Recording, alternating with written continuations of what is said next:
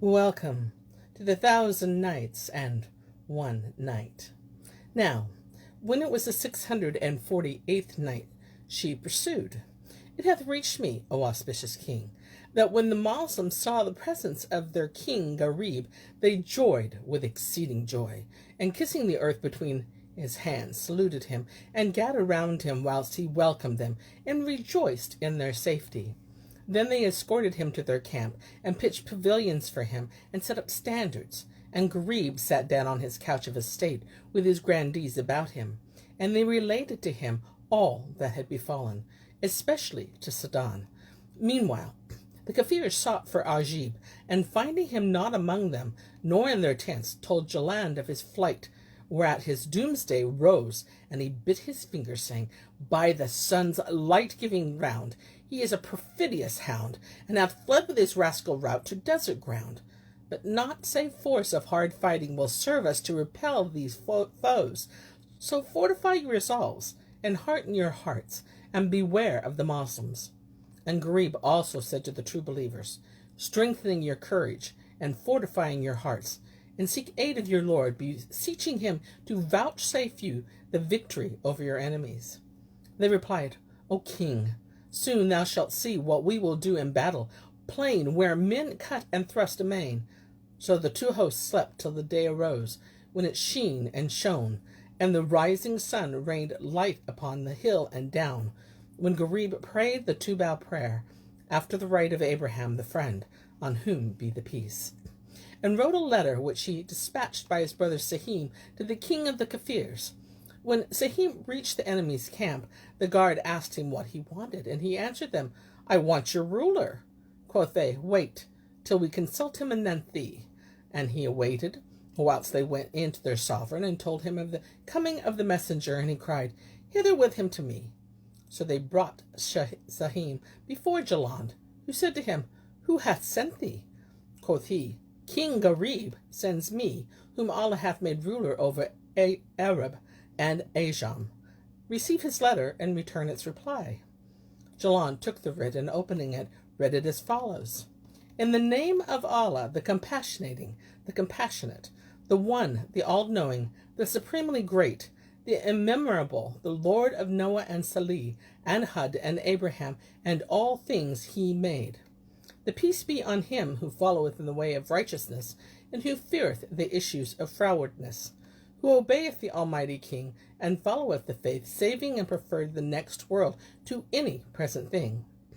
But afterwards, O Jaland, none is worthy of worship save Allah alone, and victorious the one, creator of night and day and the sphere, revolving alway, who sendeth the holy prophets, and gareth the streams to flow, and the trees to grow, who vaulted the heavens, and spread out the earth like a carpet below, who feedeth the birds in their nests, and the wild beasts in the deserts. For he is Allah, the all-powerful, the forgiving, the long-suffering, the protector, whom eye comprehendeth on no wise, and who maketh night on day arise.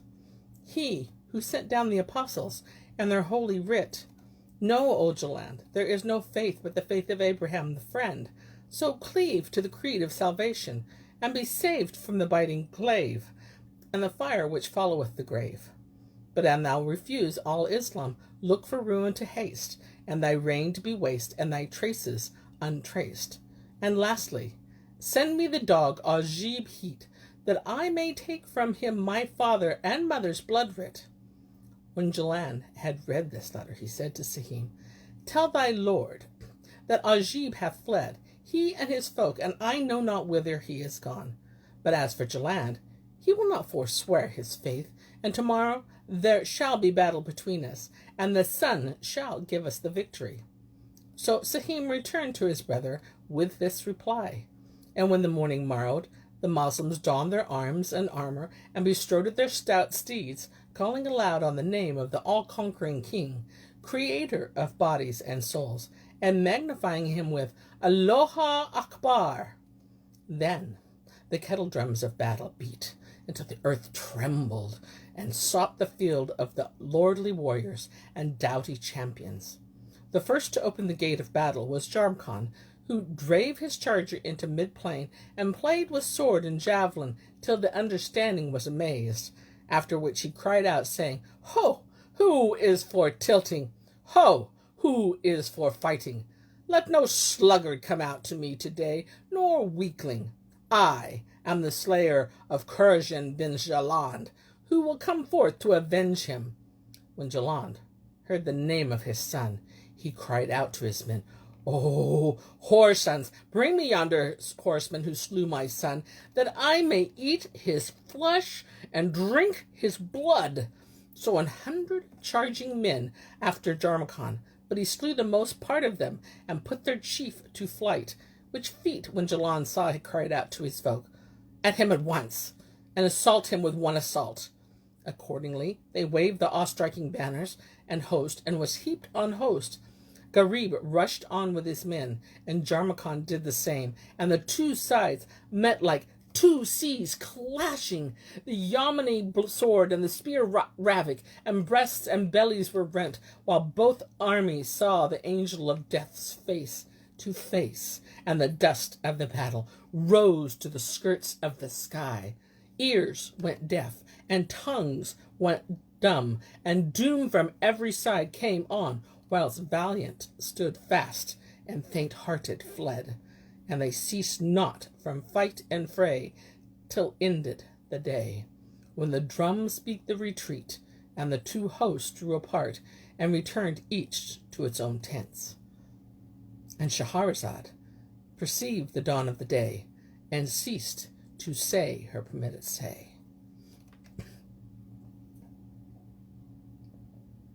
Now, when it was the 649th night, she said, It hath reached me, O auspicious king, that when King Gharib ended the battle, and the two hosts drew apart, and each had returned to his own tents, he sat down on the throne of his realm, and the place of his reign, whilst his chief officers ranged themselves about him, and he said, I am sore concerned for the flight of that cur Ajib, and I know not whither he has gone.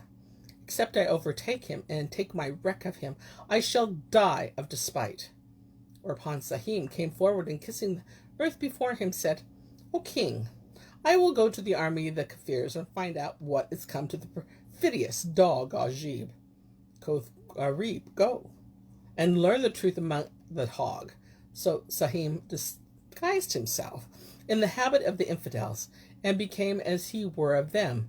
Then making for the enemy's camp, he found them all asleep, drunken with war and battle, and none one on awake save only the guards. He passed on, and presently came to the king's pavilion, where he found King Jaland asleep, unattended. So he crept up, and made him smell and sniff up levigated bang, and he became as one dead. Then Sahim went out, and took a male mule, and wrapping the king in the coverlet of his bed, laid him on his back, after which he threw a mat over him, and led the beast to the Moslem camp. Now, when he came to Gharib's pavilion, and would have entered, the guards knew him not, and prevented him, saying, Who art thou? He laughed, and he uncovered his face, and they knew him, and they admitted him. When Gharib saw him, he said, What bearest thou, O Sahim? And he replied, O king, this is Jaland bin Karkar. Then he uncovered him, and Gharib knew him, and said, Arouse him, O Sahim. So he made him smell vinegar and frankincense, and he cast the bang from his nostrils, and opening his eyes, found himself among the Moslems, whereupon quoth he, What is this foul dream? And closing his eyelids again, would have slept. But Sahim dealt him a kick, saying, Open thine eyes, O accursed. So he opened them, and he asked, Where am I? Thou art in the presence of King Gharib bin Kudamir, king of Iraq. When Jaland heard this, he said, O king, I am under thy protection. Know that I am not at fault, but that who led us forth to fight thee was thy brother, and the same cast enmity between us, and then fled. Quoth Gharib, Knowest thou whither he has gone? And quoth Jaland, No, by the light-giving sun, I know not whither. Then Gharib bade him lay in bonds, and set guards over him, whilst each captain returned to his own tent. And Jamkhan went wending said to his men, O sons of my uncles, I propose this night to do a deed wherewith I may whiten my face with King Gharib. Quoth they, Do as thou wilt. We hearken to thy commandment and obey it. Quoth he, Arm yourselves, muffling your steps, while I go with you. Let us fare softly, and disperse about the infidels' camp, so that the very ants shall not beware of you. And when you hear me cry, Aloha Akbar, do ye the like, and cry out, saying, God is most great, and hold back, and make for the city gate, and we seek aid from the Most High. So the folk armed themselves cap a pie, and waited till the noon of night, when they dispersed about the enemy's camp, and tarried a while, when lo and behold, Jamkhan smote shield with sword, and shouted, Aloha Akbar! Thereupon they all cried out the like, till rang again valley and mountain hills, sands and ruins. The miscreants awoke in dismay, and fell one upon the other, and the sword went round amongst them. The Moslems drew back, and made for the city gates, where they slew the warders, and entering, made themselves masters of the town, with all that was therein of treasures and women. Thus it befell with Jamkhan. But as regards King Gharib, hearing the noise and clamor of God is most great, he mounted with his troops to the last man, and sent on in advance Sahim, who, when he came into the field of fight, saw that Jamkhan had fallen upon the Kafirs with the Banu Emir by night, and made them drink the cup of death. So he returned, and told all to his brother, who called down blessings on Jamkhan. And the infidels ceased not to smite one another with the biting sword, and expending their strength till the day rose, and lighted up the land, when Gharib cried out to his men, Charge, O ye nobles, and do a deed to please the all-knowing king. So the true believers fell upon the idolaters, and plied upon every false, hypocritical breast the keen sword and the quivering spear. They sought to take refuge in the city, but Jamkhan came forth upon them with his kinsmen, who hemmed them in between two mountain ranges, and slew an innumerable host of them, and the rest fled into the wastes and the wolds. And Shahrazad perceived the dawn of the day, and ceased to say her permitted say.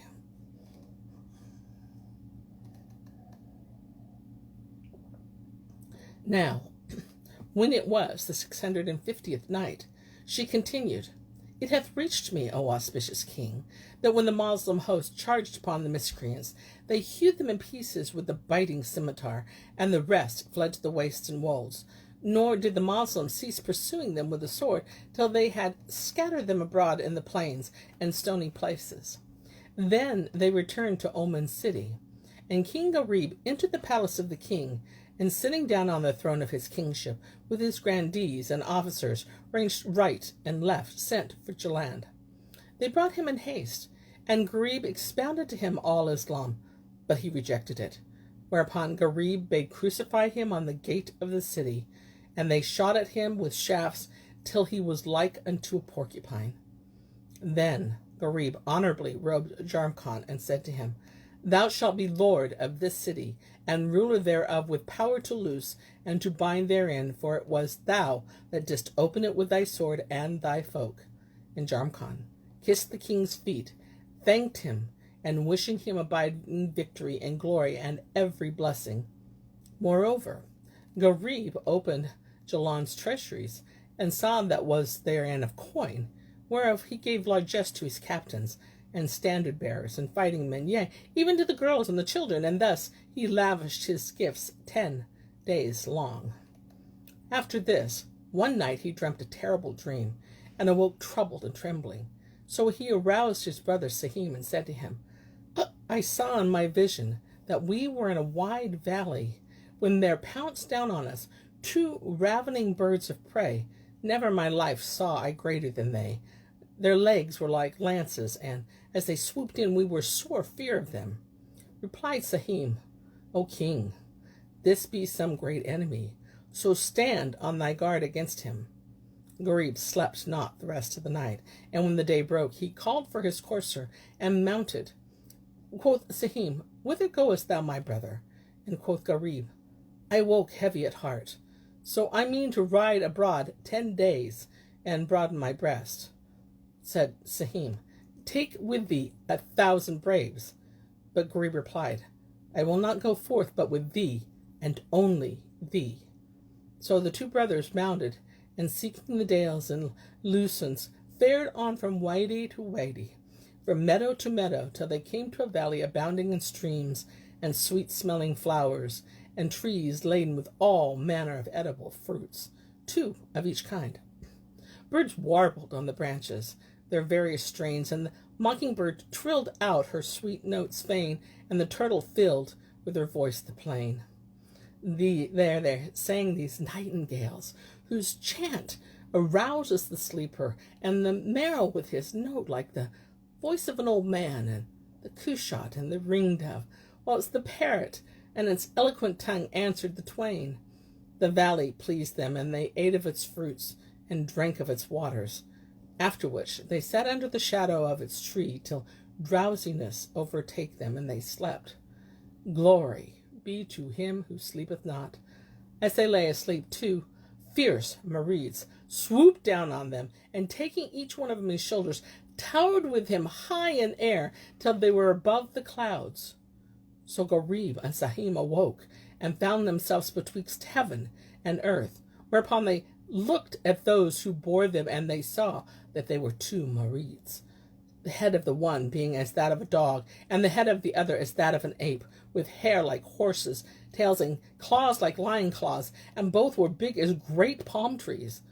When they had spied this case, they exclaimed, There is no majesty, and there is no might, save in Allah the Almighty, the Compassionating, the Glorious, the Great.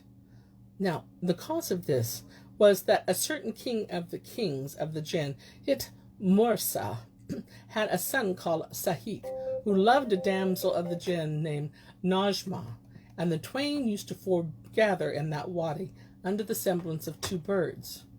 Gharib and Sahim saw them thus, and deeming them birds, shot at them with shafts, but wounding only Sahik, whose blood flowed. Najma mourned over him, then fearing lest the like calamity befall herself, snatched up her lover, and flew with him to his father's palace, where she cast him down at the gate. The warders bore him in, and laid him before his sire, who, seeing the pile sticking in his ribs, exclaimed, Alas, my son, who hath done with thee this thing, that I may lay waste his abiding place, and hurry on his destruction, though he were the greatest of the kings of the Jann? Thereupon Saik opened his eyes and said, O my father, none slew me save a mortal in the Valley of Springs. Hardly he had made an end of these words, when his soul departed, whereupon his father buffeted his face, till the blood streamed from his mouth, and cried out to 2 Marids, saying, Hie ye to the Valley of the Springs, and bring me all who are in.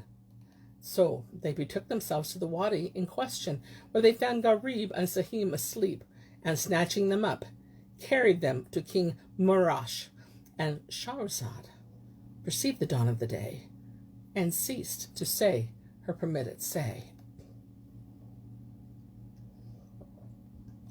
Now, when it was the 651st night, she continued, It hath reached me, O auspicious king, that the 2 Marids, after snatching up Gharib and Sahim in their sleep, carried them to Murash, king of the Jann, whom they saw seated on the throne of his kingship, as he were a huge mountain, with 4 heads on his body, the first that of a lion, the second that of an elephant, the third that of a panther, and the 4th that of a lynx.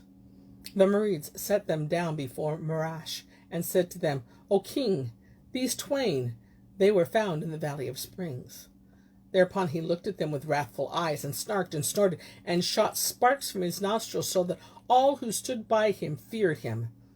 Then said he, O dogs of mankind, ye have slain my son, and lighted fire in my liver. Quoth Gharib, Who was thy son, and who hath seen him? Quoth Marish, Were ye not in the Valley of Springs, and did you not see my son there in the guise of a bird? And did ye not shoot at him with wooden bolts that he died? replied Gharib. I know not who slew him, and by the virtue of the great God, the one, the immemorial, who knoweth things all, and of the Abraham the friend, we saw no bird, neither slew we bird or beast. Now when Marash heard Gharib swear by Allah and his greatness, and by Abraham the friend, he knew him for a Moslem, he himself being a worshipper of fire, not of the all-powerful sire. So he cried out to his folk, Bring me my goddess. Accordingly, they brought a brazier of gold, and setting it before him, kindled therein fire, and cast on drugs, whereupon there arose therefrom green and blue and yellow flames. And the king and all who were present prostrated themselves before the brazier, whilst Gharib and Sahim ceased not to attest the unity of Allah Almighty, to cry out, God is most great, and to bear witness to his omnipotence. Presently Marash raised his head, and seeing the two princes standing in lieu of falling down to worship, said to them, O dogs, why do you not prostrate yourself? Replied Gharib, Out of you, O ye accursed, prostration befitteth not man to save to the worshipful king, who bringeth forth all creatures into being and from nothingness, and maketh water to well from the barren rock. Well, him who inclineth heart of sire unto newborn scion, and who may be described as sitting or standing, the God of Noah and Salah and Hud and Abraham the friend, who created heaven and hell, and the trees and fruits as well. For he is Allah, the one, the all-powerful. When Marash heard this, his eyes sank into his head, and he cried out to his guards, saying, Pinion me these two dogs, and sacrifice them to the goddess. So they bound them, and they were about to cast them into the fire, when behold, one of the crenels of the palace parapet fell down upon the brazier, and brake it, and put out the fire, which became ashes flying in the air. Then quoth Gharib, God is most great. He giveth aid and victory, and he forsaketh those who deny him fire-worshipping, and not the Almighty King. Presently quoth Marash, Thou art a sorcerer, and have bewitched my goddess, so that this thing hath befallen her. Gharib replied, O madman, and the fire had soul or sense, it would have warded off from self all that hurteth it. When Marash heard these words, he roared, and he bellowed, and he reviled the fire, saying, By my faith, I will not kill you save by fire. Then he bade cast them into Gaol, and calling 100 Marids, made them bring much fire, and set fire thereto. So they brought great plenty of fire, and made a huge blaze, which flamed up mightily till the morning, when Marash mounted an elephant, bearing on its back a throne of gold, dubbed with jewels, and the tribes of the Jinn gathered about him in the various kinds. Presently they brought in Gharib and Sahim, who, seeing the flaming of the fire, sought help of the one and the all-conquering creator of night and day, him of all might, whom no sight comprehendeth, but who comprehendeth all sights, for he is the subtle and the all-knowing. And they ceased not humbly beseeching him, till, behold, a cloud arose from the west to the east, and pouring down showers of rain, like the swollen sea, quenched the fires. When the king saw this, he was affrighted, he and his troops, and entered the palace, where he turned to the wazirs and grandees, and said to them, How say ye of these two men? They replied, O king, had they not been in the right, this thing had not befallen the fire. Wherefore we say that they be true men which speak sooth. Rejoined Marash, Verily, the truth hath been displayed to me, I, in the manifest way, and I am certified that the worship of the fire is false. For were it goddess, it had warded off from itself the rain which quenched it, and the stone which broke its brazier, and beat it into ashes. Wherefore, I believe in him who created the fire, and the light, and the shade, and the heat. And ye, what say ye? They answered, O king, we also hear, and follow, and obey. So the king called for Gharib, and embraced him, and kissed him between the eyes, and then summoned Sahim, whereupon the bystanders all crowded to kiss their hands and heads. And Shahrazad perceived the dawn of the day, and ceased to say her permitted say.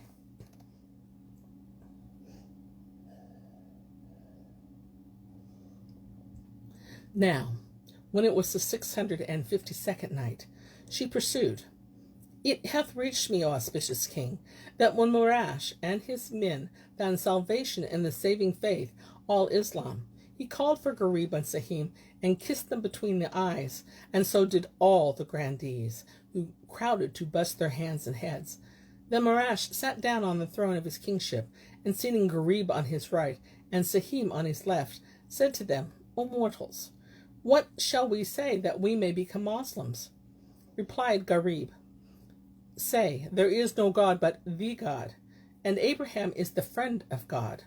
So the king and his folk professed al-Islam with heart and tongue, and Gharib abode with them a while, teaching them the ritual of prayer. But presently he called to mind his people and sighed, whereupon quoth Murash, Verily, trouble is gone, and joy and gladness are come. Quoth Gharib, O king, I have many foes, and I fear for my folk from them.